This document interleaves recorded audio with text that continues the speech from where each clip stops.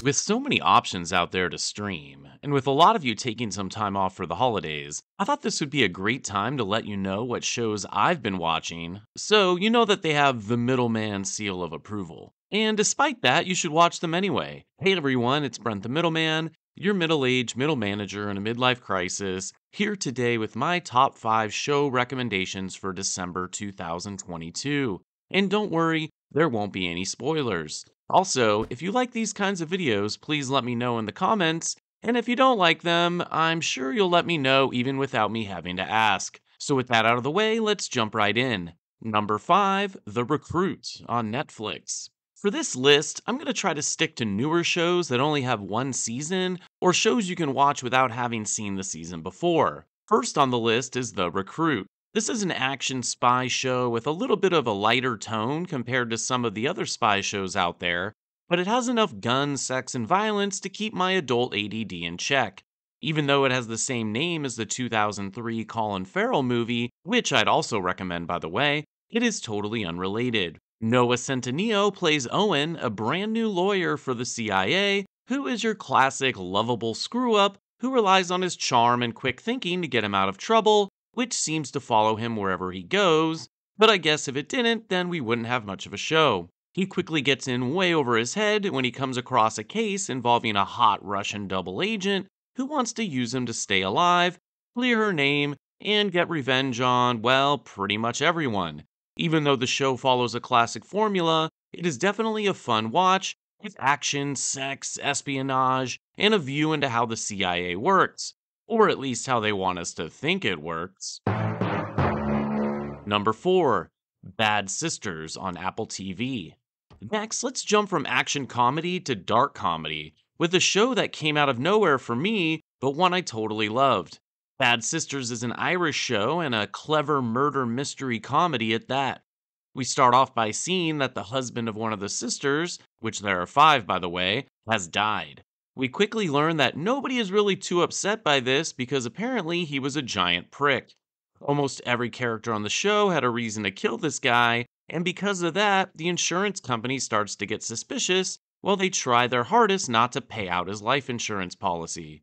Bad Sisters does an excellent job developing all of the characters while also building up the mystery of how that prick actually died. This makes the show super bingeable and certainly one of the underrated gems out on streaming right now. Definitely check it out. Number 3, Wednesday on Netflix. I realize it may be somewhat controversial to put Wednesday at number 3 on this list, but remember, I'm a middle aged man, and this show is more of a dark comedy for teenagers and young adults. That being said, it is a Tim Burton led project, and it has all the hallmarks that always make his movies super satisfying. Jenna Ortega is excellent as Wednesday, and I'm sure will cause a lot of young men to have emo goth fetishes moving forward. It's also cool that they got Christina Ricci, the original Tim Burton Wednesday, to come back for this one, and she gets to have a lot of fun along with the rest of the cast. The world of Wednesday is a perfect recreation of the Addams Family movies that we all love, and it was definitely nostalgic to be back in that world. While not a kid's show per se, Wednesday was definitely made for a broad audience, so just keep that in mind when checking it out. But I am a fan, and I'm hoping we get a season 2 with even more of the classic Addams Family characters popping up. Number 2, Echo 3 on Apple TV. I'm cheating a little bit with this one since the first season isn't technically over yet, but I like this show so much I had to include it. Echo 3 is written by Mark Bowl, the writer behind the excellent movies The Hurt Locker and Zero Dark 30, and it was adapted from an Israeli series called When Heroes Fly, which itself was adapted from a book.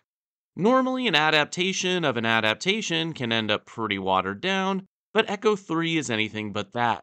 The show starts off looking like a show about Delta Force Marines, quickly turns into a desperate rescue mission where anything that can go wrong will. While I was watching, I kept thinking, this is like a realistic Rambo First Blood Part 2. Bull is great at finding the reality of conflicts and dealing with foreign governments and government agencies, making us feel the pain of everything that goes wrong and the desperation of the characters involved. Echo 3 is a great reality check after watching shows like The Recruit or Jack Ryan to remember that things usually don't go smoothly and work out just right. And now for number 1, The White Lotus Season 2, HBO Max. The White Lotus Season 1 was one of the more underrated and unique shows on during the pandemic, and The White Lotus Season 2 actually raises the bar even higher. You don't need to watch Season 1 in order to enjoy Season 2, but you definitely should since it is so good and there is one thread that continues on, but like I said, definitely not necessary. Once again, we follow the guests as they arrive at another White Lotus luxury hotel location, this time in Italy. Season 2 follows a similar formula by showing us a dead body right off the bat and then jumps back a week and leaves us wondering who died. The storyline is excellent, with everyone seeming happy at the start, but we soon learn there is darkness lurking underneath. I love the combination of dark humor, mystery, and satire, and I appreciate that it's a show written for adults, since most shows these days seem designed for broader audiences. If you are a fan of Season 1 or other adult shows like Succession, you definitely need to check out The White Lotus Season 2.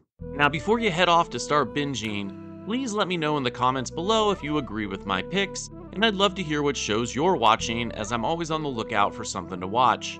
Be sure to check out some of the other videos on my channel if you enjoyed this one, and it would mean a lot to me if you would like and subscribe to help the channel grow. Thanks again for watching. I'm Brent the Middleman, and I'll see you next time.